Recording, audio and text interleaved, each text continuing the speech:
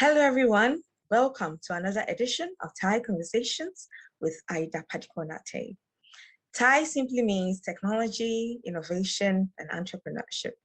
And today, we will be talking to Wingxtrer Technologies Limited. Wingxtrer provides solutions in the field of unmanned aircraft systems with vertical takeoff and landing capabilities. Basically, everything I've said means that they design and manufacture drones locally for various purposes. Today, I have with me a young, brilliant, and purposeful CEO, Ebenezer Sasu. Thank you so much, Ebenezer, for joining me today. Welcome, and thank you also for having me. Okay, so Ebenezer, tell us a little bit about yourself. Who is Ebenezer Sasu Jr.? Okay, thanks once again. And as already introduced, I'm Ebenezer Sasu Jr. and I completed my high school education at the Accra Academy. And okay, Accra. Hello. Hello. Yes.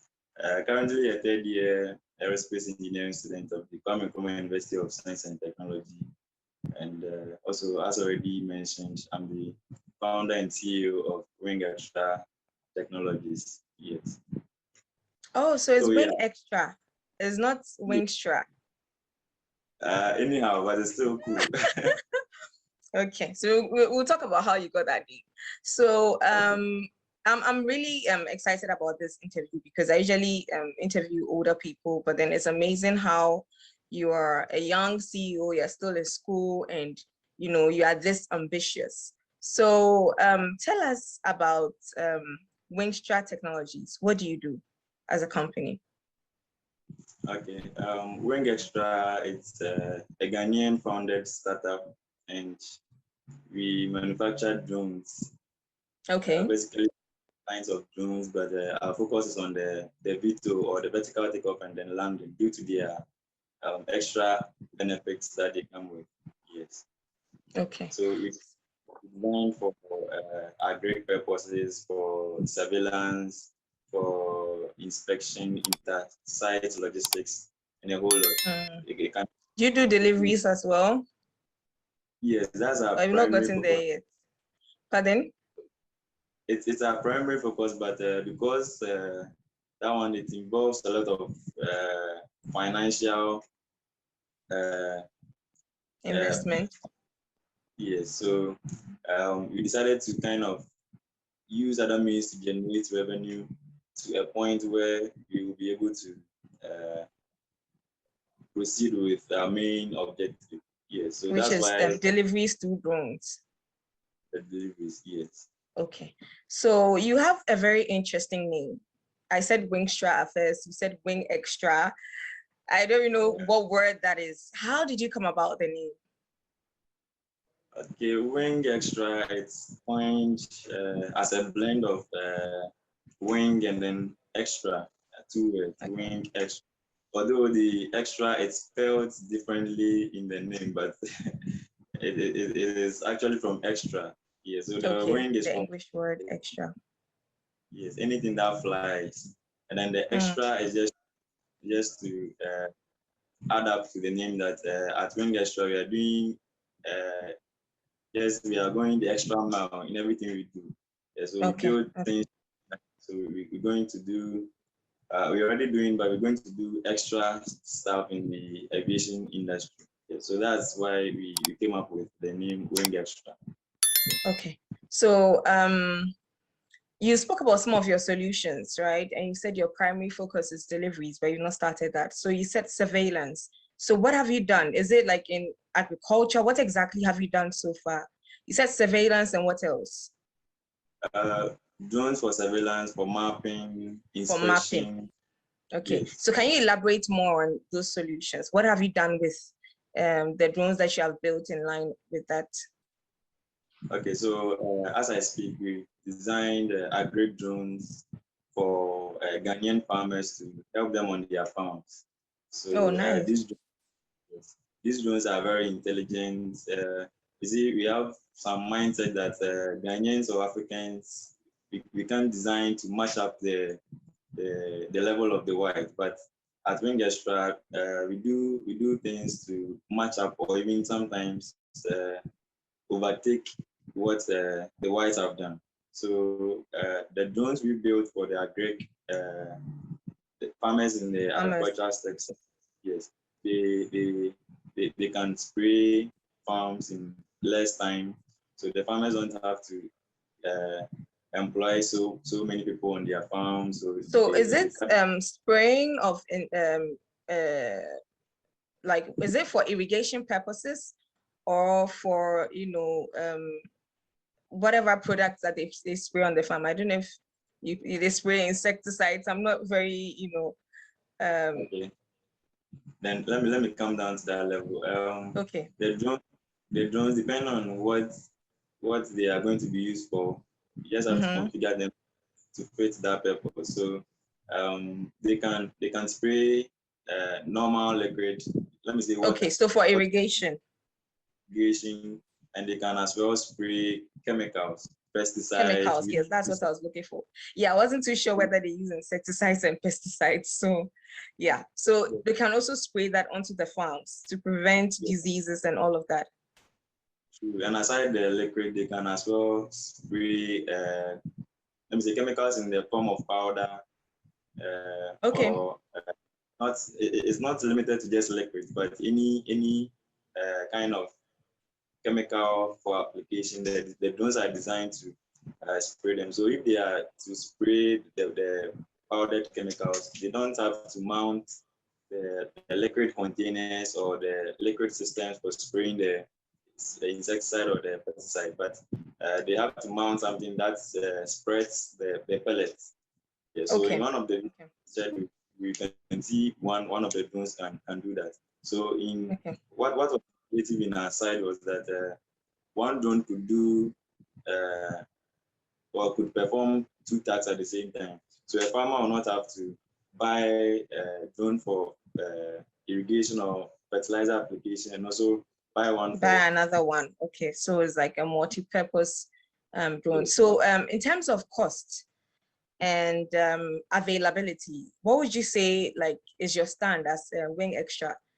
Do you think your cost is competitive compared to foreign products, foreign drones that do the same thing? And would you say that your products are readily available?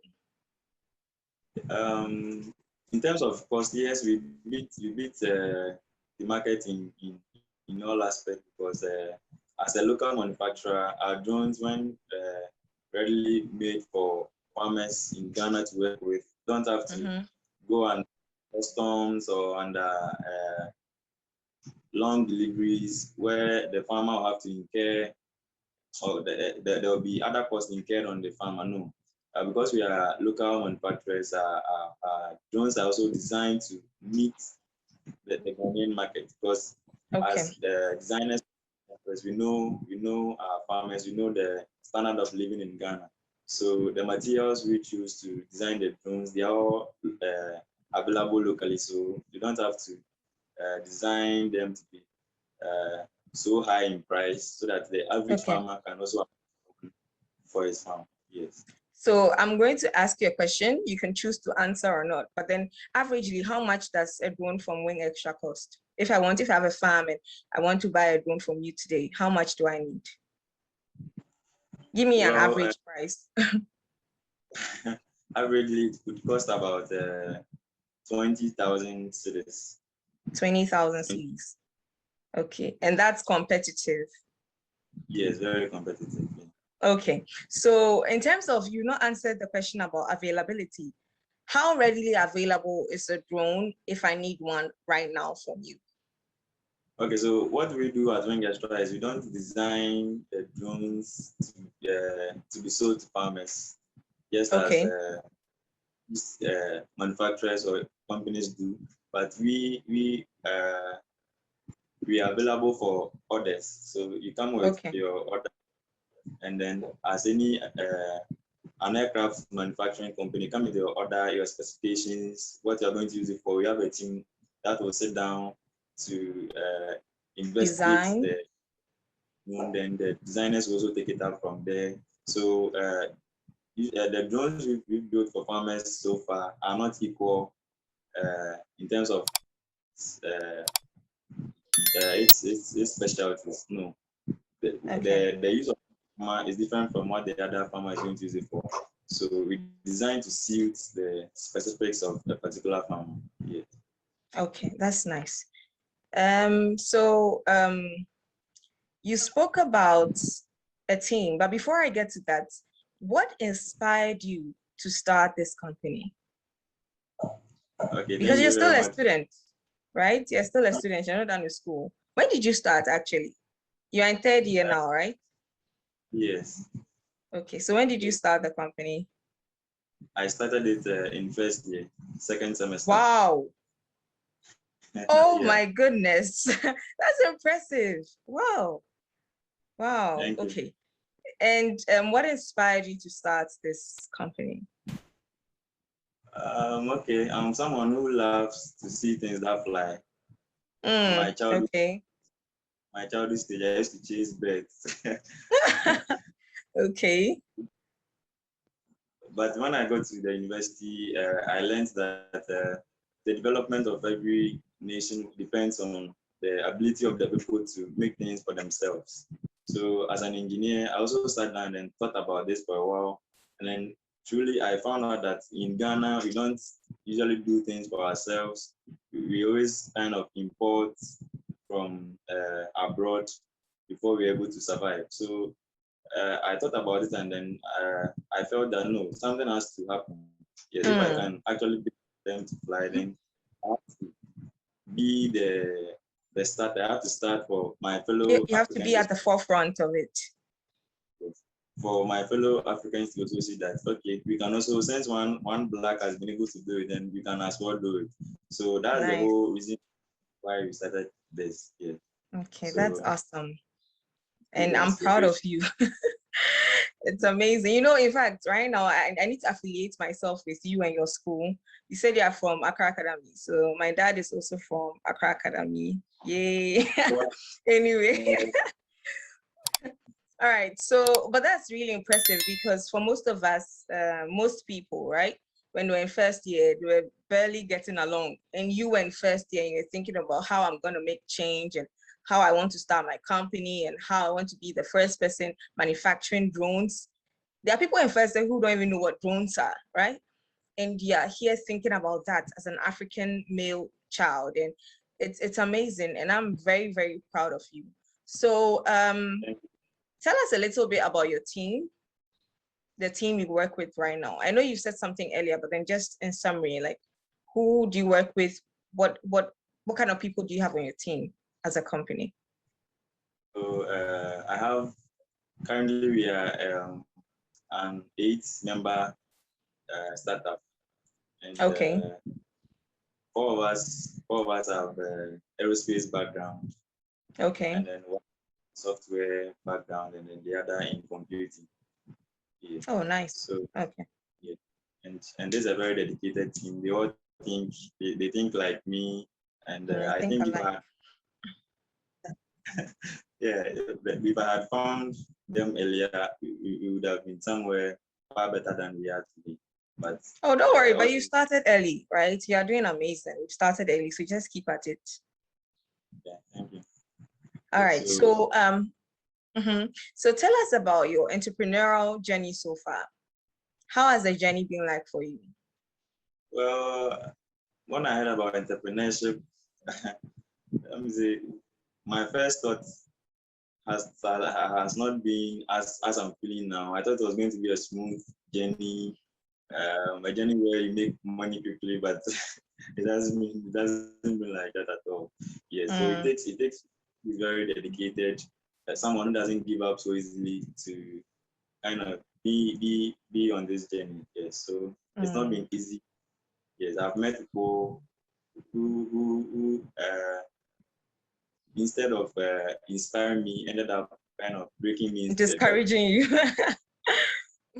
Wouldn't be broken so easily. So that has been the reason why I'm still in this so far. Yeah, you meet people who say, okay, have you ever seen drones being flown in Ghana? the regulations will not allow you and all that. But I tell them, okay, if the regulations won't allow that, it's because there isn't any to attest to that.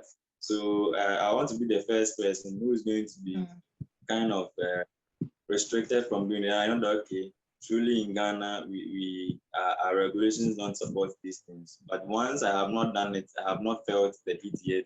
There's just stories are not going to discourage me. So Yeah. I will do.